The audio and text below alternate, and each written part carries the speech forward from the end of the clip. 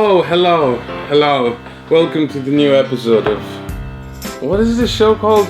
Anyway, I'm sorry, I haven't slept very well because ever since I moved to Baker Street, we get up very early, sometimes even as early as 10 a.m. in the morning because we're bakers and we bake mysteries, and mysteries really have to get up early to bake. I'm sorry, I'm getting a message. Oh, we don't... Mysteries are not really baked. Apparently that doesn't make any sense whatsoever. We don't bake them, we solve them. Anyway, you know what, I'm really tired, so operator, can you just roll the intro, and I'm gonna put the pillow on and have a bit of sleep.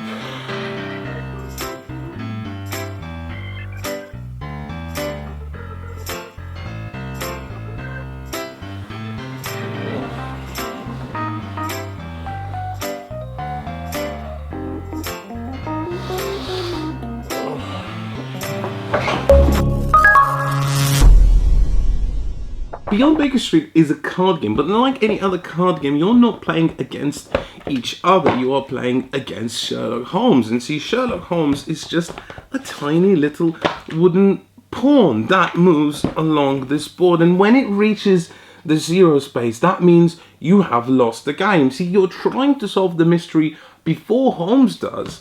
But the mystery isn't really what happened or who done it. The mystery is... what's in my hand? You see, when you play the game, each player holds their cards up like that, so they can only see the back of them and they don't actually know what's in their hand. Just like I'm holding my cards and I have no idea what these are, but I imagine they're pretty decent. And just like you are, and you're holding... you shouldn't show that to children. You shouldn't show that to anyone. You might think to yourself, what a unique and novel idea. What a cool concept. You don't know what's in your hand, but everyone else does. And one of the things you're going to be doing at the start of the game, and you're going to be doing that a lot because no one knows what's in their hands, you're going to be giving other people clues about what is in their hand. So if you're trying to tell someone that they have a 4, you will simply point to it and say, that's a 4. Or if you're trying to tell someone that they have a red card, you'll say, that's a red. One extra kicker, if they have 2 cards that are of the same type, for example, they have 2 4s, you have to deliberately identify both of them, saying those 2 are 4s or those 2 are reds.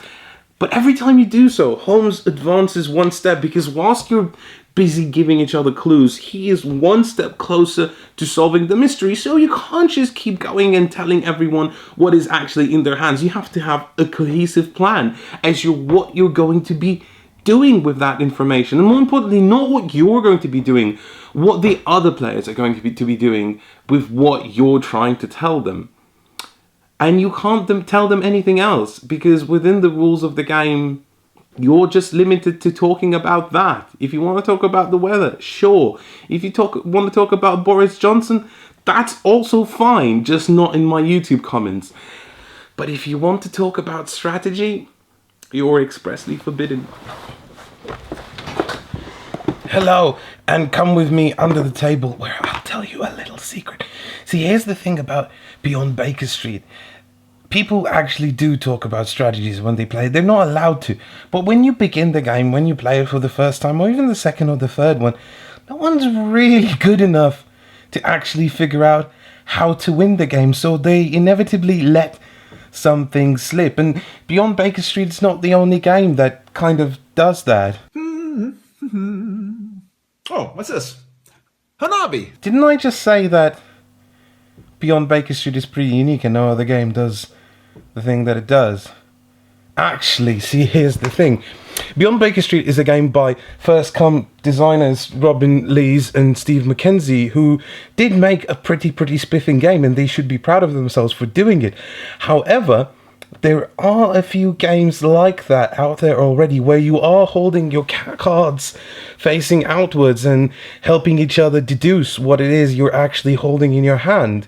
But because they're very proud of their game and because they feel like it's their first game and unique game and it's their child and their baby, they feel very precious and they don't like it when you compare their game to its predecessor. So I have made a promise to Robin and Steve that I will make a review not mentioning the game once And I intend to keep that promise. I get that every designer wants to see their game as unique, and that is commendable and admirable, but for the purposes of audiences who might be familiar with different games, it is just cumbersome. But regardless of that, I'm going to try and explain how this game works. See, in actuality, it's a very, very simple game, and that's one of the nice qualities about Beyond Baker Street. You could explain this to pretty much anyone. It doesn't matter whether they are a gamer or not. And the concept of, hey, we're playing a game together, but we don't know what's in our hands is appealing universally. See, all you have to do is you have to figure out what the cards are in your hand in terms of colors and numbers, and then play them in the right place. Right here, you have a suspect, a motive, and an opportunity, and you need to fill these spots with the right colored cards, adding up to the right number combination. So if I play the 4 here, all I need is some more cards that will then add up to exactly 12, and then I'll be able to confirm this lead, and that's 1/3 of the game done. And once I do that like this, and the Holmes hasn't barreled down all the way to 0 like some sort of an impossible truck driver that never ever ever ever stops, we'll win the game. Simple as that. But that's easier said than done, right? You see, if you have at the start of the game a layout that's kind of like this, and this is, your goals are randomized, by the way, then it won't be that difficult to complete. You see, in this deck of cards that you will be drawing from, you have exactly 6 cards of every color, numbered from 1 to 6, and they add up. 6 plus 5 is 11, plus 4 is maths. They add up to a number, and that's fine, because you can easily find 12 worth of red cards, and 9 worth of purple, and 7 worth of blue. But what if your starting setup is like this, and the total number adds up to 27? So you have to put 27 worth of blue cards in here. You're not going to be able to do that, because that's impossible. And that's why we come to the impossible. You see, the impossible is kind of like your 4th objective. Whenever you start a game, the mission that you're playing will tell you what the impossible number is. In this particular case, it's 4, which means we can put exactly 4 cards into the impossible before, whenever we put a card, Holmes starts advancing towards that dreaded 0 again. And we have to put cards into the impossible because we can't confirm the 3rd lead and win the game before the impossible is exactly at 20, meaning we've put 20 value of cards right into here. And if we put 21 or more, we immediately lose the game.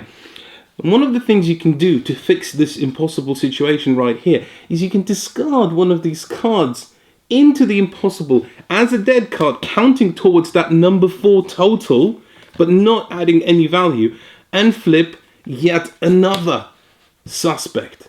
And then you're trying to get this number, which makes the game incredibly involved. See, at all times, you are thinking, you are trying to figure out a situation where, look, we know what the target number is we need to get. We kind of know what cards we want to play in there. The only trick is drawing the right cards and then relaying that information to the other players with Holmes' advancement still available. And how do we do that? How do we figure out the most efficient, effective route possible without talking to each other? And the more you play Beyond Baker Street, the more you're kind of going to develop a language and a narrative between yourselves as to what the plan should actually be. And watch yourselves completely fumble that plan and cock it all up.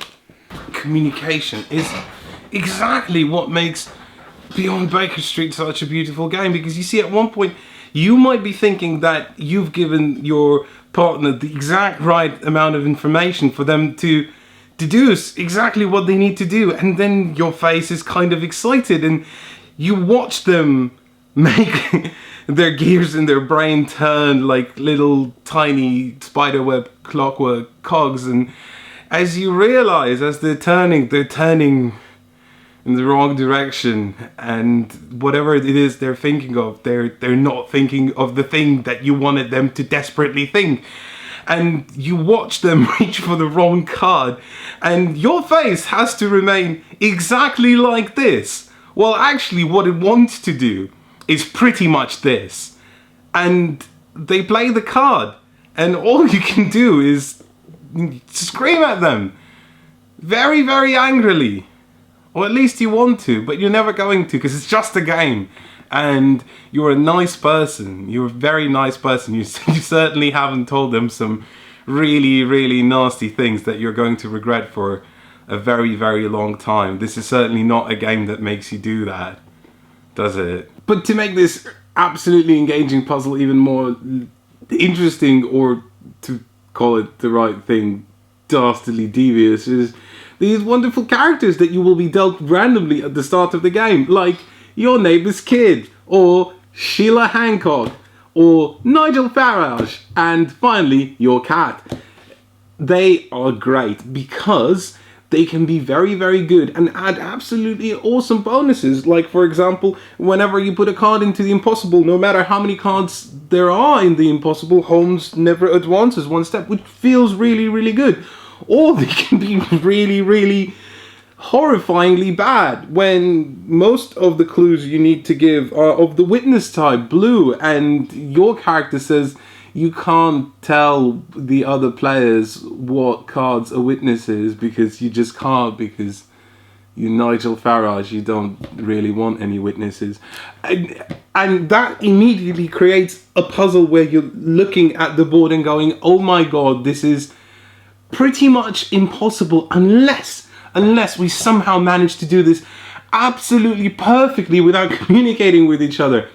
And then you think to yourselves, well, that's the fun of the game, isn't it? It's that challenge. And the great thing that Beyond Baker Street does, unlike Hanabi, is it says you're either going to win or lose. There's no middle ground. You're either going to succeed or fail, and that's such a wonderful thing in cooperative games. See, Beyond Baker Street understands what's great about cooperative games. Just like Pandemic as a perfect example, you're basically forced to cooperate to succeed. And if you don't, that's the end of it. But if you do, it is just the most satisfying feeling in the world. And on top of that, Beyond Baker Street is absolutely gorgeous. I mean, there is no reason for this game to look this good, because it is just a little card game. But it doesn't feel like a little card game in terms of production values. In fact, this is probably one of the most overproduced games I have ever seen. Now, this is going to show just how much of a board game nerd I am, but bear with me. Have you ever seen the inside of the box be painted black? You haven't, have you? And there's absolutely no reason for it, aside from the fact that it looks gorgeous and probably does increase production costs. But it looks good. It looks very, very good. It feels good. And some of it is due to how authentic everything feels to Sherlock Holmes. All the characters you'll find are Sherlock Holmes characters from Arthur Conan Doyle books. And I forgot the word books there, I'm sorry. And it feels great. It feels like you are actually part of solving a mystery, even though the theme is incredibly, incredibly abstract.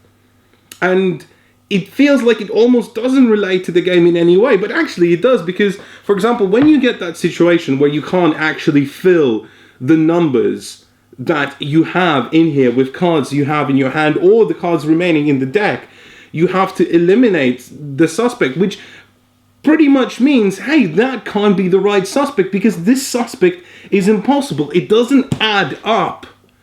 And that's what feels so great about it. And if I were to be forced to recommend Beyond Baker Street, because we don't normally recommend games, we just try to analyze them and say what we like and what we don't like about them, then I would say definitely get this game.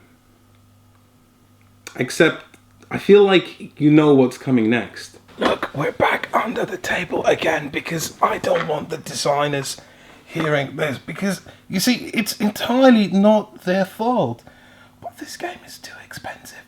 Well, this retails in England at £30, which is a lot for a game of this type. Now, yes, I did specifically mention that the game is incredibly gorgeous, and I also did specifically mention that the game is quite overproduced, and that's not the game's fault within itself. It's probably the publisher, and Z-Man is known to put the pricing of their games to be quite high. And I guess that's fine. If you want a really nice premium quality card game, this is something you can go for, especially because it has versatile appeal. It will appeal to people who have been gaming for yonks and people who have never touched the board games in their lives. That's good.